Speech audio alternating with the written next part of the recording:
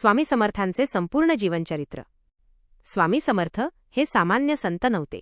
अनेक भक्त त्यांना थेट लॉर्ड दत्तात्रेय यांचा अवतार मानतात. दत्त संप्रदायात असे मानले जाते की श्रीपाद श्रीवल्लभ नारासिम्हा सरस्वती हेच पुढे स्वामी समर्थ रूपात प्रकट झाले. म्हणजेच ते त्रिकालज्ञ, भूत, वर्तमान, भविष्य जाणणारे होते. 1. जन्म आणि प्रकटीकरण. स्वामी समर्थांचा जन्म कोठे आणि कधी झाला याची ठोस माहिती नाही. त्यामुळे त्यांना अजन्मा आणि स्वयंप्रकट मानले जाते. त्यांनी हजारो वर्षे कर्दळीवन येथे कठोर तप केले. त्यानंतर ते अचानक प्रकट झाले.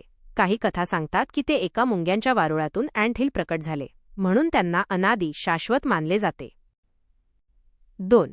भारत भ्रमण आणि अक्कलकोट आगमन. स्वामी समर्थांनी अनेक वर्षे भारतभर भ्रमण केले.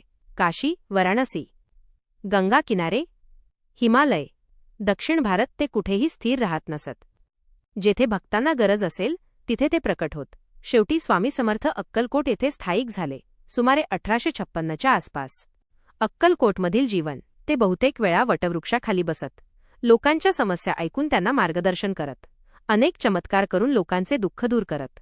अक्कलकोट हे त्यांचे प्रमुख कार्यक्षेत्र बनले. 3. स्वामींचे चमत्कार. स्वामी समर्थांच्या जीवनात असंख्य चमत्कार सांगितले जातात. काही प्रसिद्ध उदाहरणे: अंधांना दृष्टी देणे, रोग्यांना बरे करणे, मृत्यूच्या उंबरठ्यावरून लोकांना वाचवणे, मनातील विचार ओळखणे, अन्न वाढवणे, थोड्या अन्नातून अनेकांना जेवण. ते नेहमी म्हणत, भिऊ नकोस, मी तुझ्या पाठीशी आहे. 4. स्वभाव आणि वागणूक. कधी रागीट, कधी प्रेमळ, कधी साध्या भाषेत बोलत, कधी कठोर शब्द वापरत, पण त्यांच्या प्रत्येक कृतीमागे भक्तांचे कल्याण असायचे. ते बाहेरून कठोर पण आतून अत्यंत करुणामय होते. 5. स्वामींचे तत्वज्ञान. स्वामी समर्थांनी साध्या शब्दात मोठे तत्वज्ञान दिले.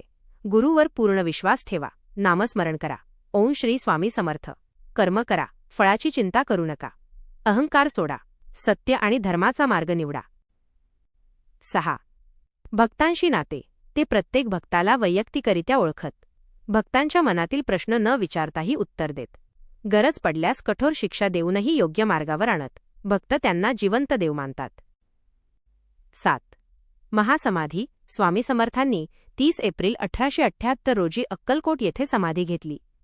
आज तिथे भव्य मंदिर आहे. लाखो भक्त दर्शनासाठी येतात. सतत नामस्मरण आणि पूजा चालू असते. 8. आजही प्रचिती. आजही भक्त मानतात की स्वामी समर्थ अदृश्य रूपात मदत करतात.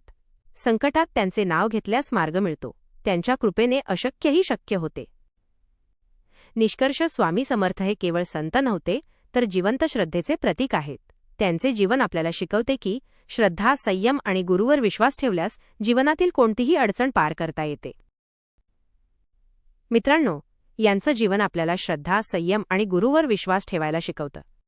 जर तुम्हाला हा व्हिडिओ आवडला असेल तर व्हिडिओला लाईक करा आणि अशाच भक्तिपूर्ण व्हिडिओसाठी चॅनलला सबस्क्राईब करा.